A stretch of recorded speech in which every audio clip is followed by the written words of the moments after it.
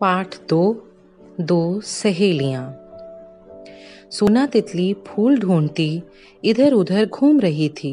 सोना के पंख सुनहरे थे, इसलिए सब उसे सोना कहकर पुकारते थे। तभी सोना ने रुपहले पंखों वाली रूपा को देखा। सोना बोली, तुम इतने दिनों से कहाँ थी रूपा? मैं तुम्हारे बिना कितनी उदास थी। मैं नदी के किनारे बड़े बगीचे में चली गई थी। रूपा ने कहा, वह बगीचा बड़ा सुंदर है। वहाँ हरे भरे पेड़ हैं, झरने हैं, रंग बिरंगे खुशबू वाले फूल हैं। उनका रस बड़ा मीठा है। सच? सोना खुश होकर बोली, हाँ बिल्कुल सच। मैं तुम्हें लेने ही आई हूँ। वहाँ भंवरे और मधुमक्खियाँ मेरे दोस्त बन गए हैं। चलो मैं तुम्हें ले चलती हूँ, रूपा ने कहा।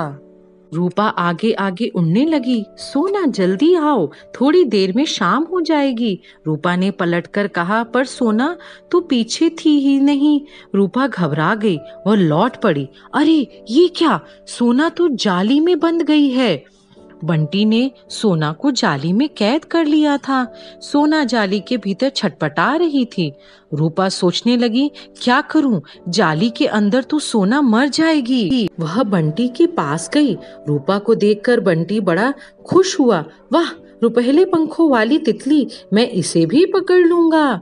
रूपा ने कहा, मेरी सहेली को छोड़ दो। तुम हमें पकड़कर क्यों मारना चाहते हो? बंटी बोला, अरे नहीं नहीं रानी, मैं तुम्हें मारना नहीं चाहता। मैं तो तुम्हारे साथ खेलना चाहता हूँ, पर तुम दूर दूर भाग जाती हो, इसलिए मैं तुम्हें पकड़ता हूँ। रूपा बोली, अच्छा तुम सोना को छोड़ दो और हमारे साथ बड़े बगीचे में चलो। वहाँ हमारी बहुत सी सहेलियां हैं। हम सब तुम्हारे साथ खेलेंगे, बस तुम हमें पकड़ना नहीं।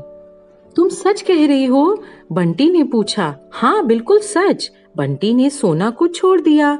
रूपा, तुमने मुझे बचा लिया, कहते हुए सोना रूपा से लिपट गई। सोना और रूपा बंटी के साथ बड़े बगीचे पहुंचे। सोना ने इतना सुंदर बगीचा पहले कभी नहीं देखा।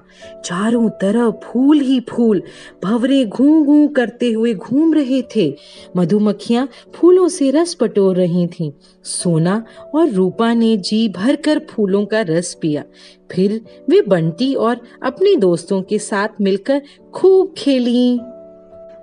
शिक्षा। सच्चा मित्र वही होता है जो मुसीबत पड़ने पर हमारे काम आए।